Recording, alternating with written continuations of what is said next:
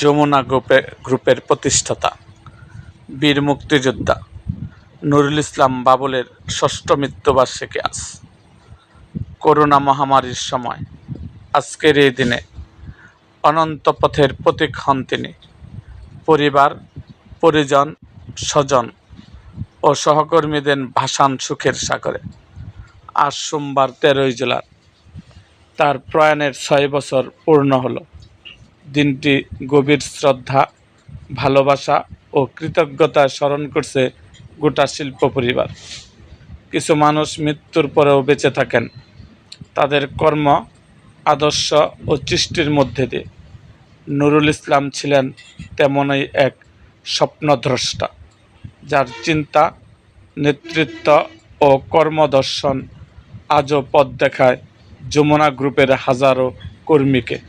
তার গড়ে তোলা প্রতিটি প্রতিষ্ঠান কর্মীদের স্বপ্ন এবং কোটি মানুষের আস্থার মধ্যে তিনি আজ জীবন্ত।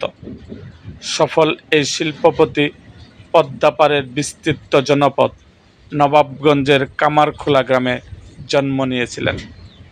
স্বাধীনতার পর 1974 সালে কর্মসংস্থান তৈরির লক্ষ্যে গড়ে তোলেন যমুনা গ্রুপ। তার হাত ধরেই প্রতিষ্ঠিত হয় দক্ষিণ এশিয়ার অন্যতম বড় shopping destination Jamuna future park. শুধু ব্যবসা বাণিজ্য নয়, সমাজ গঠনেও দিশারি হয়েছিল এই আলোকবর্তিকা। সত্য ও ন্যায়ের পক্ষে গণমাধ্যম গড়ার স্বপ্ন দেখেছিলেন তিনি। তার উদ্যোগে প্রতিষ্ঠিত হয় দৈনিক যুগান্তর ও যমুনা টেলিভিশন। দেশের মানুষের আস্থা, নির্ভরতার প্রতীক হয়ে উঠেছিল তার ওই হাতে গড়া এই প্রতিষ্ঠান। সত্যের প্রশ্নে আপোষহীন অবস্থান, কর্মীদের প্রতি দায়িত্ববোধ এবং দেশের প্রতি গভীর ভালোবাসাই ছিল নুরুল ইসলামের নেতৃত্বের মূল ভিত্তি। তিনি বিশ্বাস করতেন, প্রকৃত সাফল্য কেবল ব্যবসায়িক অর্জনে নয়, বরং মানুষের কল্যাণে অবদান রাখার মধ্যেই তার প্রকৃত মূল্য নিহিত। সেই বিশ্বাস ও আদর্শই আজ ও যমুনা গ্রুপের পথ চলার প্রেরণা হয়ে আছে। যমুনা গ্রুপের চেয়ারম্যান সালমা ইসলাম বলেন, বীর মুক্তিযোদ্ধা নুরুল ইসলাম যুদ্ধ বিধ্বস্ত একটি দেশ দেখেছিলেন। সে সময় দেশের আইন শৃঙ্খলা পরিস্থিতি ছিল নাজুক, অর্থনৈতিক চাকা ছিল প্রায় স্থবির।